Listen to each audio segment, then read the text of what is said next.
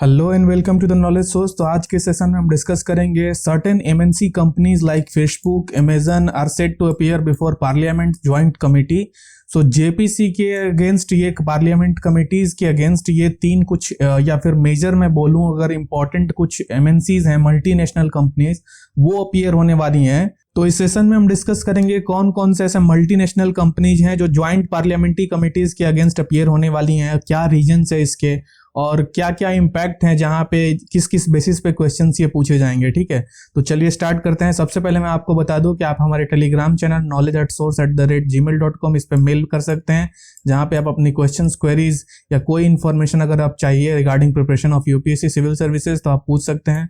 आप हमारे Telegram channel knowledge@source पे जाके वहां पे सर्च कर सकते हैं। आप हमारे टेलीग्राम चैनल के पेज पे आएंगे, उसको आप सब्सक्राइब कर लें ताकि आपको डे टू डे नोटिफिकेशन मिलती रहे। ठीक है, तो चलिए स्टार्ट करते हैं। सबसे पहले मैं आपको बता दूं, पहले एक कॉन्टेक्स्ट समझा दे रहा हूं कि किस बेसिस पे ये मल्टीनेशनल कंपनीज को बुलाया जा रहा है ज्वाइंट पार्लियामेंट कमिटीज के अगेंस्ट। सो सबसे पहले अगर आप देखें कि दिसंबर 2019 में डेटा प्रोटेक्शन बिल पास हुआ था, जिसके बाद जो वो बिल था एक ज्वाइंट कमेटी को दे दिया गया था तो to study further more about that how to protect data और क्या पर्सनल डेटा है। इसके बाद बीएन श्री कृष्णा कमेटी आई, उसकी रिकमेंडेशंस थी। तो इसके कॉन्टेक्स्ट में आप समझिए कि जो पर्सनल डेटा है उसको प्रिजर्व करने के लिए, इंडिया में उसको लोकलाइज्ड करने के लिए, उस डेटा को रखने के लिए एक कमेटी बनाई गई थी, जो उसका काम था कि जो भी प्राइवेसी है उसको मेंटेन करने के लिए, और उसमें प्राइवेसी के अंदर ये देखना कि जो भी डेटा है वो इंटैक्ट हो और उस डेटा को एक कमर्शियल कमोडिटीज के तरह मान के उसको सेल ना किया जाए, इस तरीके से उसको प्रिजर्व करने के लिए। तो उसी कॉन्टेक्स्ट में ये जो कमेटी बनी थी, ये ज्वाइंट पार्लियामेंट्री कमेटी, वो अभी डिफरेंट एमएनसीज को ये उससे क्वेश्चंस पूछ रही हैं, जिसमें कि अभी फेसबुक से ये क्वेश्चन पूछे गए फ्राइडे को यानी कल। तो उसमें जैसे कि वहां पे पूछा गया और इसके बाद जैसे ट्विटर, अमेजन से भी ये क्वेश्चंस पूछने वाली है ये जेपीसी ज्वाइंट पार्लियामेंट्री कमिटीज, जहां पे ये क्वेश्चंस पूछेंगे रिगार्डिंग पर्सनल डेटा, उसकी प्रोटेक्शन। इसके बाद क्वेश्चंस ये भी पूछी जा सकती हैं कि जो भी डेटा है उसकी पोर्टेबिलिटी कैसे हो जा रही है, मतलब कि जो डेटा है वो एक फॉर्म से दूसरे फॉर्म में कन्वर्ट कैसे हो जा रही है। मान लीजिए कि जो डेटा लिया गया किसी पर्सन का, वो डेटा उसकी रिगार्डिंग हैबिट है, डे टू डे हैबिट जो ट्रैवल करता है। अब मान लीजिए वो उस डेटा को ट्रैवलिंग का वो जिस उसकी डिफरेंट लाइक फूड हैबिट्स और इस चीज में पोर्टेबिलिटी किस तरीके से हो रही है, इस तरीके के क्वेश्चंस भी पूछे जाएंगे। और इसके बाद जो उसकी प्रेफरेंसेज हैं डे टू डे एक्टिविटीज में, उसकी डेली लाइफ में जो भी एडवर्टाइजमेंट उसके डे टू डे एक्टिविटीज से मेंटेन करके उससे रेवेन्यू कैसे जनरेट होता है, ये सब सारे ये क्वेश्चंस पूछे जाएंगे इन सारी कंपनीज से जो ये डेटा प्रोटेक्शन के अंडर एम्बिट में आती। इसमें जैसे कि कुछ मल्टीनेशनल कंपनीज सिर्फ विदेश की ही, बाहर की ही नहीं है, यहाँ पे इंडिया की भी कंपनी है, जैसे कि पेटीएम से भी क्वेश्चंस पूछे जाएंगे। ठीक है, तो यहाँ पे जो जेपीसी है वो इवन अमेजन से भी क्वेश्चन पूछने वाली थी अराउंड 28 अक्टूबर को। ठीक है, 28 अक्टूबर को जेपीसी क्वेश्चन पूछने वाली थी अमेजन से, लेकिन अमेजन ने ये बोला है कि जैसे कि उसकी जो इंपॉर्टेंट जो मेंबर्स हैं जो ये सब क्वेश्चंस हैंडल करते हैं वो अभी इंडिया से बाहर हैं, और considering the current situation of कोविड-19 वो अभी आ नहीं सकते हैं। तो यहाँ पे जेपीसी को ये अमेजन ने बोला है। इसके बाद कुछ मेंबर्स जो जेपीसी के इस कमेटी को हेड कर रहे हैं उन्होंने बोला है कि प्रिविलेज मोशन लाया जाए इस अमेजन के खिलाफ, क्योंकि जो टाइमलाइन दिया गया था अपीयर होने के लिए वो टाइमलाइन को ब्रीच कर रही है अमेजन। तो ये अभी टोटल एक कॉन्टेक्स्ट आपको समझ में आ गया होगा। तो चलिए अब डिस्कस करते हैं कि क्या ऐसे रीजंस एमएनसीज को ये पार्लियामेंट कमेटी जो है वो क्वेश्चंस पूछ रही हैं इस रिगार्डिंग ये डेटा प्रोटेक्शन और प्राइवेसी के इशू पे। तो देखिए, सबसे जो इंपॉर्टेंट इशू है कि जेपीसी वो जानना चाह रही है कि एमएनसीज का जो डेटा सिक्योरिटी है वो किस तरीके से डेटा सिक्योर करती है किसी पर्सन का, और उसको प्रोटेक्ट करने के लिए क्या क्या स्टेप्स लिए गए हैं। इसके बाद क्वेश्चंस लाइक क्या ऐसे कभी सिचुएशन आए हैं जहां पे डेटा कॉम्प्रोमाइज हुआ है किसी पर्सन का या किसी कंपनी का या कि कोलेक्टिव सोसाइटी का, अगर बात करें जहां पे कमर्शियल इंटरेस्ट उनका ऊपर आ जाता है, जहां पे एक प्राइवेसी किसी पर्सन की हो। तो ये सारे ऐसे डेलिकेट क्वेश्चंस जो हैं वो पूछे जा रहे हैं इन सारी एमएनसीज से। और इसके बाद क्वेश्चंस जो अभी कुछ दिन पहले अगर याद होगा कि एक एलिगेशंस लगा था कि कैम्ब्रिज एनालिटिका का वो फेसबुक के रिगार्डिंग की लोकसभा इलेक्शन जो अभी हुआ था रिसेंटली 2019 में, वहां पे जो कैम्ब्रिज एनालिटिका का इन्वॉल्वमेंट देखा, ऐसा माना गया है, अभी कुछ ऐसा प्रूफ नहीं हुआ है, लेकिन एलिगेशंस इस तरीके के हैं कि कैम्ब्रिज एनालिटिका ने डेटा को इस तरीके से अपने कॉम्प्रोमाइज किया और डेटा को एक तरह से ऐसे थ्रस्ट किया इंडियन कंटेक्स्ट में, इंडियन सोसाइटी में, जहां पे एक मास की परसेप्शंस थी वो चेंज हो गई। तो ऐसा ये एक एलिगेशंस है, ठीक है। सबसे पहले अगर आप ये देखें कि ये सब सारा कॉन्टेक्स्ट जो है वो एक क्वेश्चंस और ग्रिलिंग ऑल दीज एमएनसीज, तो ये ठीक है, लेकिन सबसे जो इंपॉर्टेंट कॉन्टेक्स्ट जो है ये सारा क्वेश्चंस का कि जेपीसी की प्रोटेक्शन ऑफ डेटा बिल किस तरीके से मेंटेन किया जाए, ये मेजर क्वेश्चंस है, ये सारे थ्रू आउट दिस क्वेश्चन जो भी मैंने आपको बताया। इसके बाद जो अभी रिसेंटली जो फेसबुक इंडिया एग्जीक्यूटिव जो थे, अभी कल उनसे पूछा गया था, यानी 23 अक्टूबर से उनसे क्वेश्चंस पूछे गए, जहां पे उन्होंने बताया कि जो भी वो डेटा जो यूजर्स से लेते हैं उनकी कंसेंट पहले ली जाती है कि आप ये जो डेटा है, ये जो पर्सनल डेटा है, क्या वो आप शेयर करना चाहते हैं, और इसके बाद ही हम किसी थर्ड पार्टी से इसको शेयर करते हैं। तो ये फेसबुक का कहना है कि हाँ, हम थर्ड पार्टी से डेटा को शेयर करते हैं, ये डेटा सिर्फ हम अपने लिए ही स्टोर करके नहीं रखते हैं, इस डेटा को हम शेयर करते हैं, लेकिन ये जो कंसेंट है वो जिसका डेटा है उससे लेने के बाद हम शेयर करते हैं। तो ये फेसबुक एग्जीक्यूटिव जो इंडिया के उनका कहना है, उन्होंने ये 23 अक्टूबर को ये बोला है। इसके बाद अगर देखें कि जो भी मेंबर ऑफ पार्लियामेंट हैं, उन्होंने क्वेश्चंस डिफरेंट सोशल मीडिया के थ्रू ये भी पूछा है कि जो भी डिसीजंस मेकिंग प्रोसेस है आपका, जो भी रेवेन्यू मॉडल है, मेथड ऑफ पेइंग टैक्सेस है, एडवर्टाइजमेंट है, और process of choosing target audience, जैसे मैंने आपको बताया कि मान लीजिए एक पर्सन ए टू बी यहाँ से ऐसे जाता है, रोज जाता है मान लीजिए, तो उसकी जो बिहेवियर है डे टू डे एक्टिविटीज में कि वो यहाँ से ऑटो लेता है, यहाँ तक जाता है, तो वो एक्टिविटीज जो है, वो डेटा जो है उसको कैप्चर करके और उसके बेसिस पे वहाँ पे सर्विस प्रोवाइड करना। तो इस तरीके के क्वेश्चंस पूछे जा रहे हैं कि उस डेटा को कैसे आप स्टोर करते हैं, किसी थर्ड पार्टी को आप फॉरवर्ड करते हैं। तो ये सब सारे ऐसे जो इंपॉर्टेंट क्वेश्चंस हैं वो पूछे जा रहे हैं एमएनसी से, क्योंकि ये जो अभी डेटा है, ये डेटा की प्रिजर्वेशन की कॉन्सेप्ट है और लोकलाइजेशन की कॉन्सेप्ट है, वो बहुत ही इंपॉर्टेंट है। अभी अगर हम प्रेजेंट कॉन्टेक्स्ट में देखें, जहाँ पे अभी रिसेंटली गवर्नमेंट ने बहुत सारे ऐसे एप्स बैन किए, जैसे टिकटॉक हो गया, चाइनीज एप्स, अराउंड 100 एप्स उन्होंने बैन किया। तो ये जो बैनिंग ऑफ एप्स है उसका मेन रीजन था कि डेटा जो है उसको लीक हो रहा था, डेटा जो यहाँ से बाहर जा रहा था, उस डेटा को मैनिपुलेट करके यहाँ के जो प्रेजेंट कॉन्टेक्स्ट है उसमें चेंजेस लाए जा सकते हैं। तो ये सारे ऐसे इंपॉर्टेंट फैक्टर्स जिसके चलते अभी गवर्नमेंट ऑफ इंडिया इतनी बहुत ही इसको गंभीरता से ले रही है, डेटा प्रोटेक्शन, और इसमें ही इसी बेसिस में ये सारे एमएनसी से ये सब क्वेश्चन पूछे जा रहे हैं, ठीक है। आगे बढ़ने से पहले आप एक क्वेश्चन देख लीजिए, प्रीलिम्स क्वेश्चन पार्लियामेंट्री कमिटीज से रिलेटेड, और इसके बेसिस पे हम पार्लियामेंट कमिटीज उसको भी डिस्कस कर लेंगे।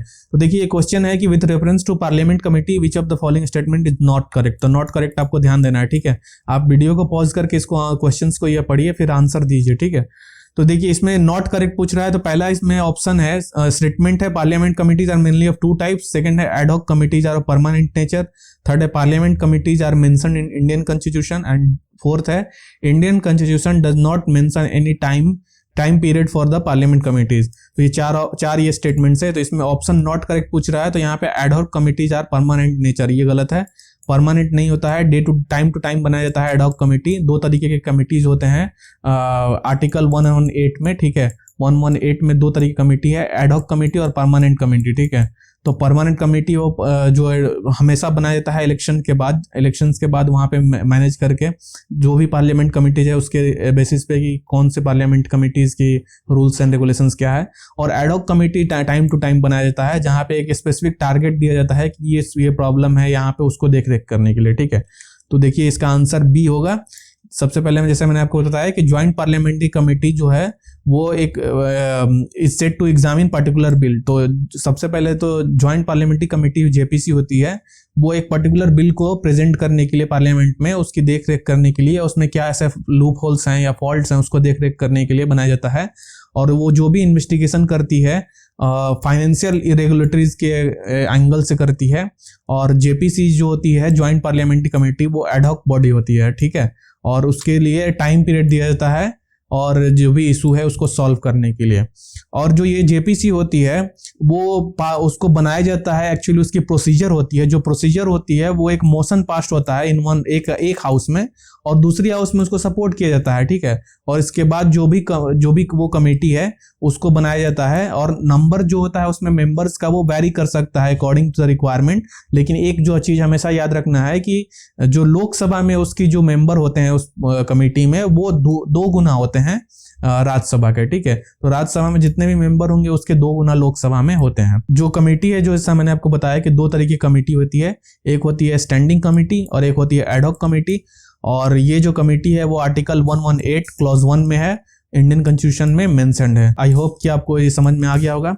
सो अब जो इम्पोर्टेंट क्वेश्चन मैं आपसे ये डिस्कस करने वाला हूँ, जो इम्पोर्टेंट टॉपिक कि क्या ऐसे चैलेंजेस हैं एमएनसीज के लिए। हमने तो ये बहुत डिस्कस कर लिया है कि गवर्नमेंट कैसे किस तरीके से डेटा प्रिजर्व करना चाहती है, इसको प्रोटेक्ट करना चाहती है, डेटा को लोकलाइज करना चाहती है। लेकिन जो इम्पोर्टेंट जो क्वेश्चन है कि क्या ऐसे चैलेंजेस आते हैं जहाँ पे ये एमएनसीज को ये इम्पोर्टेंट ये कॉन्सेप्ट है कि डेटा प्रोटेक्शन और उसमें इन्वॉल्वमेंट होना, ये कितनी बड़ी चैलेंज है एमएनसीज के लिए, तो उसके एंगल से हम समझते हैं।